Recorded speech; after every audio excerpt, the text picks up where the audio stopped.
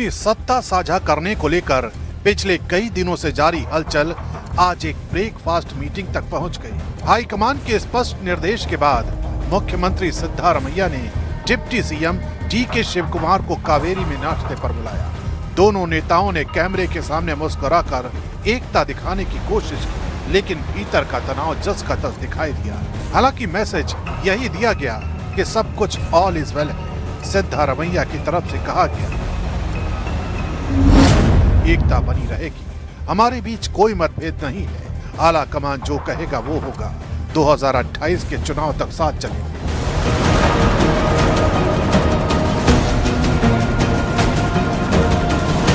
सिद्धारमैया ने भले ही मुद्दे को हल्का बताने की कोशिश की, लेकिन डीके शिवकुमार की बॉडी लैंग्वेज और हालिया बयान कुछ और संकेत दे रहे हैं। वो लगातार कहते रहे जो हाई कमान कहेगा वही करेंगे।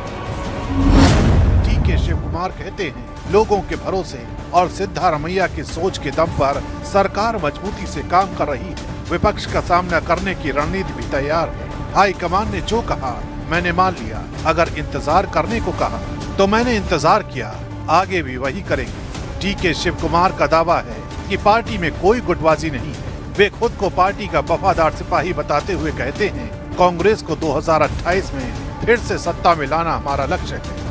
नेतृत्व के निर्देश पर होने वाली ऐसी बैठकों के बाद जितना बताया जाता है उससे कहीं ज्यादा छुपाया जाता है, लेकिन ये छुपा हुआ सच भी कभी न कभी सामने आएगा जरूर। सवाल ये है कि कुछ घंटों बाद, कुछ हफ्तों बाद या कुछ महीनों बाद, क्योंकि डीके शिवकुमार सालों तक इंतजार करने वाले तो दिख नहीं रहे। कर्नाटक की राजनीति में ये लाइन सिर्फ सम्मान नहीं बल्कि इंतजार का इशारा भी मानी जा रही है, खासकर 2025 की वादा कुर्सी बहस के बीच। इसी विवाद और डैमेज कंट्रोल के बीच शिवसेना उद्धव गुट की सांसद प्रियंका चतुर्वेदी भी सामने आई। उन्होंने कहा विवाद को मीडिया ने जरूरत से ज्यादा बढ़ा दिया। चर्चा सब जगह हो रही है, मीडिया में ज्यादा हो रही है, आपस में उनके इतनी नहीं हो रही होगी जितना मीडिया उसको तूल दे रही है। और उसमें स्पष्ट किया है, कांग्रेस पार्टी ने भी स्पष्ट किया है कि इस पे बातचीत होगी, इस पे निर्णय लिया जाएगा। और उनका जो कमिटमेंट है कर्नाटका की जनता के साथ है, कर्नाटका की जनता को जो जो वादे किए थे वो पूरी करने की बात है। 5 साल के लिए एक बड़ा मैंडेट मिला है, उसकी जिम्मेदारी वो समझ रहे हैं। तो आने वाले समय में क्या कंटिन्यूटी रहेगी या चेंज आएगा वो जनता के सामने आएगा।